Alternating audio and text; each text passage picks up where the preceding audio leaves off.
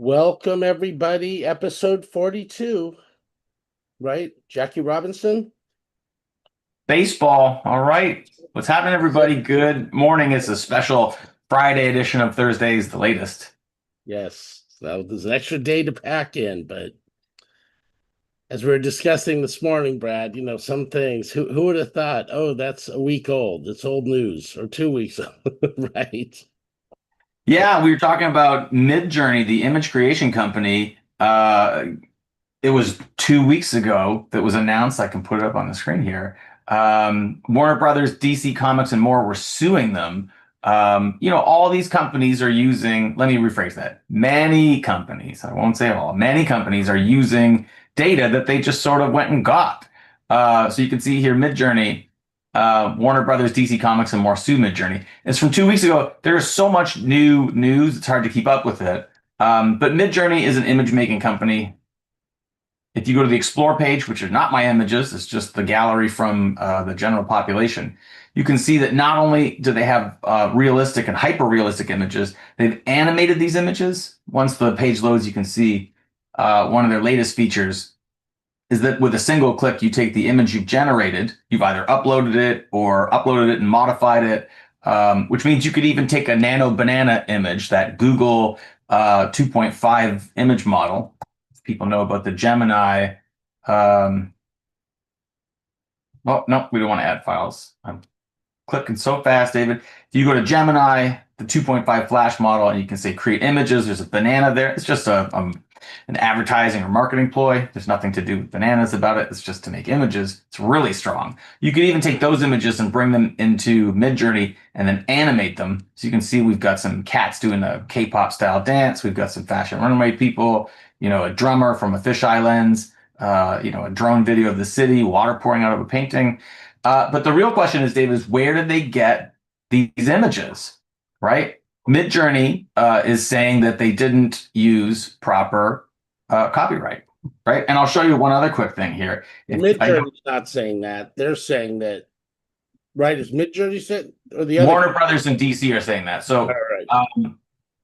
you look at these images like this one from Luma Labs, it becomes almost indistinguishable from what you see on television. Right. Right, like that looks like it came from a major motion picture or a major video game or both, or a nature documentary. So it's not just that like, oh, some cartoony images are being brought to life with uncopyrighted material. It's that the latest iterations of these software are indistinguishable from what we consider classic Hollywood. So with Luma Labs, so they're not involved in any lawsuits currently, correct? David, there's so much news. I've not heard. They are, and actually, I've got a call with them today at 2, so I'm going to find out all that for next week's latest. Well, yeah, I just show it because I like what they're doing. Like, look at this; it looks fascinating. Like, this looks amazing. Just so people who don't know like the scene, they're like, well, who cares if you're making some cartoon images, some cats dancing? You're like, the state of images in AI software has reached major motion picture like Critters. So Critters, if you don't know about this, Critters is being released by OpenAI. David, on my screen, there's like a green bar down the middle of the screen. Do you see that or not? I don't see the green bar. I've just updated to Max Tahoe yesterday, and currently there's like a green line there. No, I don't see it. Nick, who started Critters, Foreign Native is the name of his company. Great guy. He spoke at a WITI event, I want to say 3 years ago, right as I think he had moved from the East Coast to LA. So it's just great to see his success because he had started this back then. He was certainly one of the OGs in doing some of this stuff. Actually got to email him. I was out of town. Anyway, great job, Nick, and the Foreign Native team. Yeah, so 2 years ago, he made a short film, 5 minutes, but now ChatGPT, OpenAI, the same company, right? They're going to make a feature film. That means a full-length movie. And they're going to do this, I think we talked about this on a previous episode, they're going to do this on a budget of less than $30 million. Normally, a Pixar movie would have a a budget 10 times that. And they're going to do this in 3 months, I think. I want to say 3 months. I hope I'm not misquoting, but it's like, a fraction of the time and a fraction of the money. So just so we know that the stakes of these major software tools making, beautiful imagery, right, is that they're becoming the forefront of what you're going to see in the movies and on Netflix and streamers. It might not be all of them, but I know, David, with you and Stone AI, with Evan Stone, you guys are working with studios currently. I know for a fact you're talking with top studios about using AI imagery inside commercially licensed projects and mega $1 million projects. So Right. for Disney and Warner Brothers and DC Comics to sue this company, they're not taking it lightly. They're saying like, hey, you might be empowering people to take away our $200 million machine and make it for $2 million, and that $150 million where'd that go, or those dollars where'd it go? A lot of these companies, as you can see on the left, the Midjourney output, right, looks almost identical to the Warner Brothers copyrighted character. Like that is, I wouldn't tell you of those three images, David, which one was the television cartoon and which one was the AI image. Totally. And I mean, from what I understand, Brad, correct me if I'm wrong, in Midjourney, you could go in and say, make me Superman, as to where other programs, you have to say, give me a guy flying around in his blue suit with an S on the chest and a cape. That seems to be one of the main issues. Yeah, David, I tried to get Chat GPT to make a video game plumber, which I'm 100% trying to get them to show me Super Mario from the Mario Brothers, one of the most popular video game characters of the last 40 years. I'm absolutely trying to get them to do that. It refused. It started to make about half of it. And like, if you remember an image loading from the 90s, it loaded from the top down, one bar at a time. It got halfway down and it just zapped out. I said, I can't do that. And I said, how about just, like a guy in overalls wearing red? And I'm like, I can't do that. It was so averse to it. All right, Wow. the Midjourney image is done here. What did we get for Superman? Wow. Right? Look at that. That looks like a photograph of Henry Cavill. Interesting. Right? So this is the issue, is that you can now animate these, you can change the stylings. The painting, that looks pretty cool, I gotta tell you. But that, I would say that's an image from the movie. I would say that's a still from the movie. That's a still shot. Totally. So what's new is the pushback from these big companies. They're starting to push back. What else do we have that's new? Gamma. Gamma has something new. The tough thing about Gamma is that the word Gamma tracks for other things online. But if we go to gamma.app, we learned this just the other day. There is new from blank. So if you go to gamma.app and create a new document, oh, did I do this wrong? Come on now. Create new with AI. There, David, this worked the other day. You and I watched, I think even I screen shared it. There is an AI agent, and now I'm not seeing it. What's going on? Gamma? No, wasn't it something weird you had to do, like to get into Gamma 3? Well, now I did this yesterday with you guys, and it worked super well. Right? Right. This is, I think I made this one. Oh my goodness. I'm going to stop the share instead of, well, let's look on the news for the Gamma 3 release. Right. But it was cool. It almost stacked like I think it was, almost looked like a make type interface, didn't it? Yeah. So somehow, as is what happens in live demonstrations, it's a live demonstration. So a couple days ago, Gamma introduced 3.0, right? So for people who use Gamma, you can create websites, presentations, and documents that are a combination of images and slide deck and Word document that you can share, you can publish online, you can white label as a website. You can make something that looks really good. And now they have an AI agent that you can just chat with and create. You can say, resize this, move this, change the color, recreate this, research this, refine it, restyle it, get feedback on it. And then you can API with documents, with Zapier, with Make, with Google Drive, with like all of these different tools. It's a really impressive addition to what's already been an impressive software with Gamma. I think you can definitely say, hey, that looks like a Gamma presentation, but I don't think that's a bad thing. I think it's a good thing.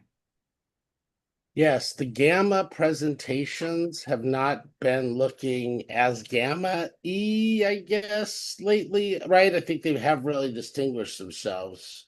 And it was the Halloween one I think you had created, right? Yeah, thank you. There it is down here. So this I created at someone's suggestion. We made two, a drinking party, which was funny, and the other one. There were two, and I'm wondering why it's not showing like it should. Here we go. So this one we made with a prompt. The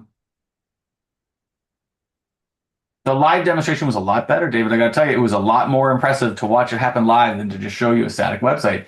Right. For some reason, it's not there, but the agent button is there in the top, right? So you could edit them.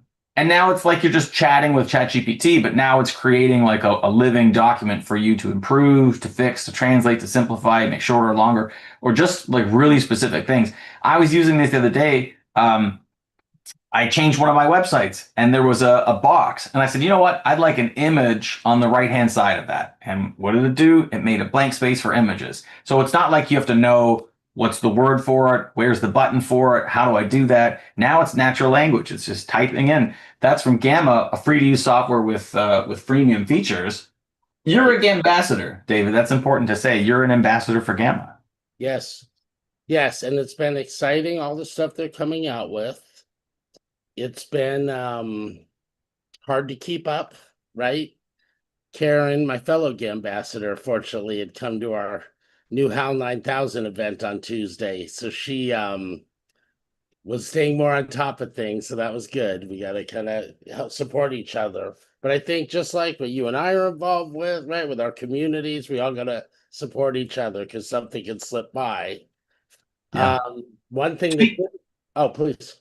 Speaking of supporting each other, check this out. So Imogen Heap, if you guys know who Imogen Heap is, right? Imogen Heap, the musician, English, right? Had a bunch of hits. I think there was like a television show that had the feature. What's their big track? I want to name the big track because it's really good. Because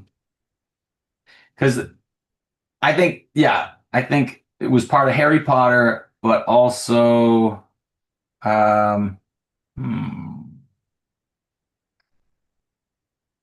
know what you did last summer. Like some really big movies featured Imogen Heap. So Imogen Heap goes and creates like the Gen in Imogen creates GenMusic.ai, and these are generated tracks, and they use the proper catalogs of proper artists.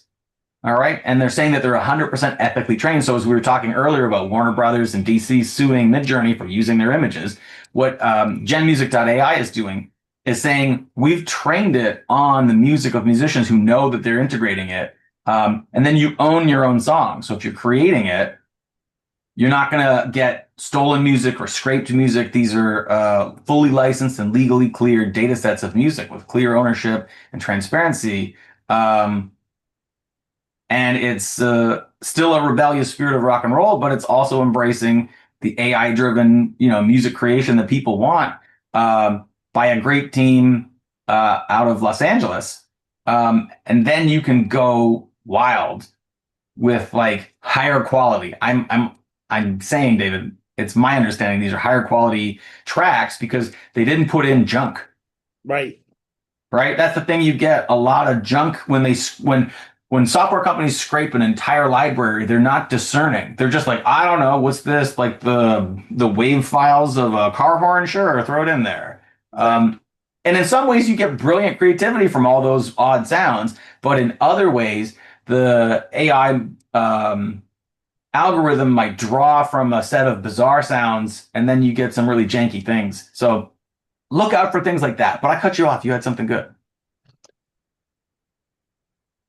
The thing I was going to say, I was at that ISSA conference, and thank you to the ISSS team down in LA, Richard Greenberg, who's just amazing. And then I saw a blip across my phone, my screen. Might have heard on the radio, who knows? That NVIDIA invested 5 billion into Intel. And I thought that was very interesting, right? We think about Intel, during our quantum sessions, we've seen like we have this whole ecosystem of companies in quantum we've been building just to make sure that our community is kept up to date with who's doing what as that becomes just bigger and bigger. And under Silicon, the one, of the big three, which I'll say is AMD, NVIDIA, and Intel, probably throw Qualcomm in there. So maybe it's the big four. Intel is the only one. So I suspect they're doing a lot in the quantum chip space. They have all the foundry infrastructure to create chips. They're building a ton out in Arizona. They've got that new big foundry effort in just outside of Columbus, Ohio. I think Madison, Ohio. Interesting though, right, Brad? I mean, to see those two, competitors maybe align, maybe Intel shifting to using its manufacturing infrastructure. I think that's exciting for all of us, right? Yeah, so for anyone who doesn't keep up on this information, NVIDIA, this company, a few years ago, David, they were making Nintendo parts. Just to put that in context, this is not like 20 years ago they were the biggest company in the world. A few years ago they were making Nintendo parts, which is it's still fantastic. I'm not downgrading it. I'm just saying they went from being like a manufacturing partner to Nintendo to now, as you read it here, as of mid-September, which is right now, it's the most valuable company globally. Right. Just to emphasize that, this is the company that is worth the most money on the planet. So when David's telling us about what they're doing between chips and this and that, sometimes before I read up on these companies, it was not like I didn't understand the words. It just didn't stick in my brain. I'm like, okay, computer chips. But when you're like, no, this is the company worth the most in the world, and they went and like funded their competitor. They're like, hey, you know what? We need to work together. That's something interesting. They're saying that like this is important to the global business, which the pandemic showed us, David. When the pandemic slowed down the manufacturing of microchips, the automobile industry suffered. I know near me where there's automobile distribution places, like an international place where cars show up. The whole parking lot is brand new cars. They just sat there waiting for the chip. The vehicle had been manufactured. It couldn't be sold until there was the chip. So the pipeline has a bottleneck of automobiles, of computers, of refrigerators, of consumer goods. It is a massive part of the world, so much so it's the biggest company. And now, as you're saying, they're going down to their competitors and saying like, hey, you know what? Let's team up. Right. Totally. And I think, probably some other gaming parts, but I think it was gaming chips that gave them the shift, right? So yeah, they weren't just making some consoles or something. I think NVIDIA there. Just want to give them their props, 100% that you don't get from a chewing gum company to $4 trillion. They were doing something of high value. I'm just saying it's not like for the last 30 years they hovered at like number 1 to 5 in the world and just grabbed number 1. They went from like way off the map of company to the biggest valuation. Say what you will about valuations. They are a very serious company. Totally. Let me give some props to Theatrically Media. This person who runs this channel, I'm spacing on his name, but he did put up a very cool, well, let's go to it. A new WorldLabs video, which I'd seen the first one. I think we showed it on the show, but I think this is number 2. But let's see here. This is really cool. into WorldLabs, a platform that, well, literally lets you wander around inside of an image. And yes, that is kind of insane. But more than that, as we will see today, the application of this technology is, dare I say, a game changer for filmmaking, interactive content, games, and beyond. And what's even better, you can start playing with it today for free. Okay, Ready Player One. So I've been following WorldLabs since they uncloaked out of stealth back in December of 2024. There was kind of a number of large world model projects that debuted around that time, including Google's Genie 2. And although both of these, at least on the surface level, might look kind of similar, WorldLabs is taking a very different approach here. The main issue that we run into with large world models, like we'll say like the Minecraft-based Oasis one, Mirage also had one that was kind of like Grand Theft Auto themed. Well, and even truthfully, the big daddy of them all, Google's Genie 3, the thing that they all have in common is that they do have an issue with persistence. These models work by creating an environment, and then you can explore them as it generates video frame by frame, which, I mean, when you really think about it, is kind of insane. But eventually, and well, given enough time, these models start to decohere, like the whole world begins to melt, and they all forget objects that are placed within it. Kind of like me and my keys, except in a world model, my keys may no longer exist. WorldLabs differs here because it uses Gaussian splats to generate its environments. Interesting, right? And I think here we'll go a little more about Gaussian splats, but that's what I wanted to talk about after this. Side note, Gaussian splats still unclaimed as the greatest punk rock band name ever. And just as a quick backtrack to bring everybody up to speed, Gaussian splats essentially create. Imagine being able to build an app with your name on it. Just put in a commercial, but Gaussian splats are interesting. I've been hearing more and more about them, but look. Splats, really, that when combined together create a cohesive 3D environment. The limitation with splats is that generally you're relegated to what you and, well, the model can see. So while we have object permanence. So this is interesting. Have you heard of Gaussian splats before, Brad? Well, David, I keep some wonderfully nerdy circles, so I have heard about the splats. Right. So, right. And yeah, I think I'd heard of them, but I forgot that I had when, you know, one of our new people in our loop, Aaron Noyes, mentioned them. And just the companies building this, it kind of opened up a new world of companies for me. But anyway, right? I mean, this is kind of some newer tech that I think is going to really help us go deeper and deeper, right? When you think about what's going on in the VR world, XR world, right? Shout out to Julie Smithson and her XR Women group, right? Everybody should go there. Yes. Right, just this tech now, you know, can be incorporated, and you know, we're just so scratching the surface with that stuff, you know. I mean, just so interesting. Anyway, yeah, it's the future. That's exactly what's next on my list of things to share here. This is from a day ago. That's from Meta, right? Which most of us know as Facebook. It's like X and Twitter. They changed the name, but I still think it's Twitter and Facebook. Meta, led by Mark Zuckerberg, has new glasses. Ray-Ban is the manufacturer of like the plastic frame. Meta is the creator of the intellectual property that runs it. As you can see here, they're giving you glasses and a wristband. The idea is that through one of the lenses of the glasses, you're going to see normal life, right? Straight through the glass. And through the other lens, you're going to see an augmented version of it. And then the wristband will help you interact with that overlay. So you'll still see the real world. You won't bump into the tree, you'd hope. But on top of that glass, you'll see whether it's the weather, the message from your friend, an email, a website, a photograph.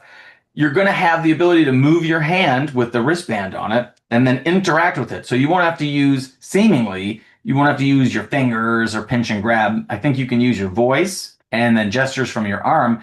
You know, people focus on that there was sort of a glitchy moment in the live demonstration. Well, as we saw today, live demonstrations are tough, David. There's a lot of moving parts to the internet, to software, to people in general. But what we're seeing is a continued push by major companies to get people to wear whether it's the pendant or a wristband or glasses, companies are increasingly encouraging people to wear something. What do you think about wearables? Do you have a smartwatch? Do you have a smart device? Do you do other than a cell phone? Should use them. Haven't recently. My Apple Watch broke probably a year ago. Just haven't gotten it back up and running.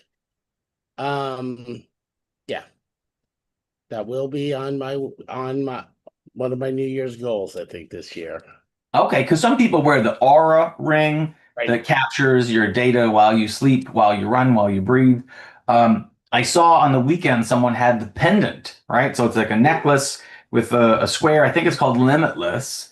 And it just looks like a blue light on a piece of plastic, but seemingly it constantly records audio and video and image.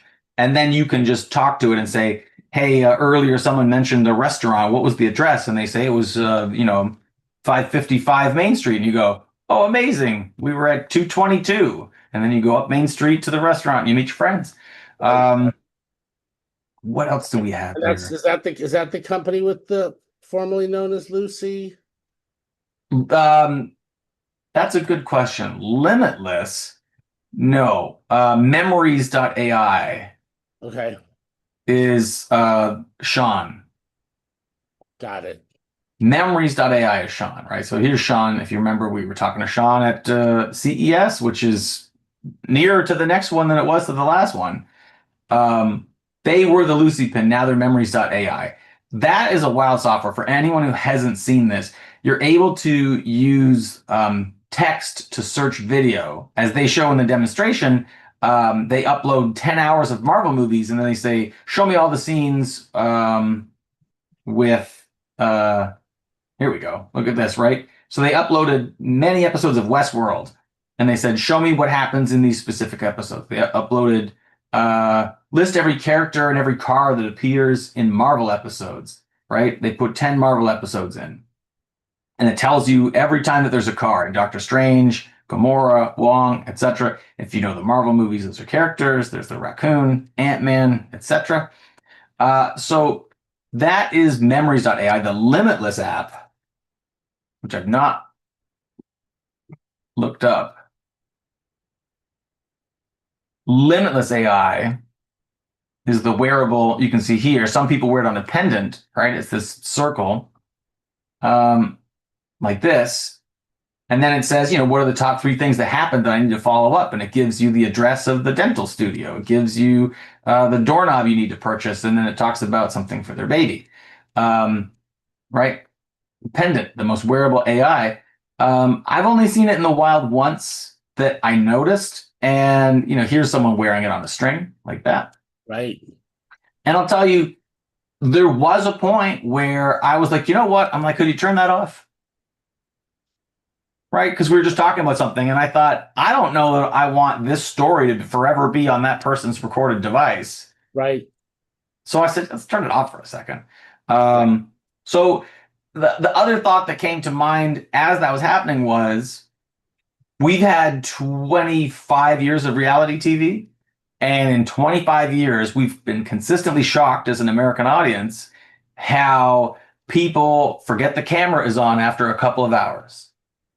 Right? You're like, how do you not know the camera's on you when you said that really outlandish thing or that really private thing or that game-changing thing?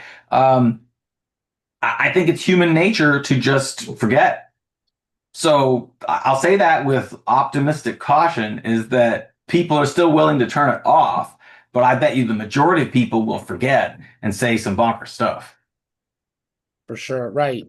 Somewhere out there's the bank robber says, well, when I robbed the bank, and you go, oh, hold on a second here. We're in a always on world, right? Literally. Yeah, you know what I mean? That there's just opportunity to be courteous to each other when someone tells something very vulnerable. I make a joke about bank robbers because I think it's so uncommon that everyone knows it's a joke, which it is. But there's definitely times where you tell a personal story about something that happened in your life and you say, this was just, in the moment. So there's a lot going on in AI software, David. There's an ever-changing flow. I've got one more thing to show from, but all these tabs open. ElevenLabs. Where did ElevenLabs go? Here we go. From the ElevenLabs blog. So ElevenLabs does voice. So check this out. ElevenLabs now has a voice ID system to protect actors. So it says Japanese, but that's just where they're starting. Voice actors can now mark their voices as authorized for AI use. So you might start to get premium voices. Maybe if you want, the voice of John Hamm to be in your commercial, he says, you know what? I'm a premium voice. If you want my voice, go for it. So voice and image and video, they're really, really coming. And the other thing that ElevenLabs has, this is from this week, Productions is a managed service offering for ordering human edited content that looks, sounds, and feels natural. It's made for creators and media businesses. I always tell people that you're $50 away from solving a lot of these problems. A lot of people say, Brad, I don't have the time to go learn these softwares. I say that's very true. Most CEOs and executives don't know how to use Photoshop, but they know how to say the word Photoshop, and they tell someone, hey, if I gave you $50, would you Photoshop this image for me? And there's this whole, blue ocean of tech professionals who will go do this. So now with ElevenLabs, they're offering Productions as a done-for-you service where you get a person to edit the content so that it looks, sounds, and feels natural. So you're not going to go back and forth 1,000 times on things you don't know. You can get captions, dubbing, transcripts, audiobooks. This is the huge one, David. I have heard so many people say, how do I get an audiobook going? I think that Productions from ElevenLabs is a real problem solver, because there are people who say my budget is zero or next to zero or $20. And I'm like, okay, go learn it yourself. But there's people who have a major corporation or a major product and they're launching their major book and they have the funds to go do this. I don't think this is in the tens of thousands of dollars, David, or even in the thousands of dollars. I bet you, if I look at it here, it says pricing starts at $2 a minute. So for $200, you could do a 100-minute story. Right. And what's a traditional book? 4 hours? right. And then you own it, right? So you can use it to broadcast, I'd imagine. That's amazing. Yeah. So if you have I need a proper book, not just something you ChatGPT created. If you have a proper book and it would have taken you 4 hours of audio time, right? What is that? 240 minutes times $2 is $500. So for $500, you might get a professional quality version of your own voice reading your own book. And I got to tell you, most people spend more than $500, David, in time and effort, plus the things they purchase for a much lesser quality. And if you intend on selling it, you intend on earning money off it. I think that is a gold mine opportunity for a lot of people to throw $500 at an entire book that you took all year to write. I have paid more for my book cover for my screenwriting book. And David, this is 7 or 8 years ago when there weren't Midjourneys and Nano Bananas to create images. You had to go pay a professional. So I think that's worth knowing. I think that's the latest. For sure. What was the name of your book again, Brad? So we can tell all the viewers to go buy it. It's The Secrets of Screenwriting. It's a real book that I really wrote from before the AI era. Back when we did it ourselves, we actually wrote it. We thought our own thoughts. Exactly. It's a relic. Totally. Yeah. Great session today, Brad. Thanks for being flexible on the time since I had to go out yesterday. Yep. We'll continue. Lots is going to happen this week. That's my prediction. Call me a fortune teller. So it's a new quarter. It is the last days of summer, the first days of fall, and lots of companies use that as the opportunity to launch, to release, to announce. So let's look, everybody. And then tell us what you want to know about, everybody. Reach out to us. We're available via internet communication. Reach out to us. Next week, or this week, and today, we've got a few more WITI events. Tomorrow, Saturday Connecting event's been amazing. We're doing something on AI tomorrow. I'm not exactly sure what yet. your brain juice Monday. We got a couple other WITI events Monday. HAL 9000 just came back Tuesday. Anyway, WITI.com. Check/events. Check that out. Brad, is there a brain juice URL we want to announce, or is that still up? Is that not ready for public yet? Brain juice. Reach out to one of us, and then we'll hook you up if you want to get involved in anything. That's right. Yep. Everybody, and for those of you that may have come over for AI catch up, we are regrouping. We will be back, maybe a different day and time, but we will keep you posted. Have a great rest of your day and weekend, everybody. Thanks, everybody.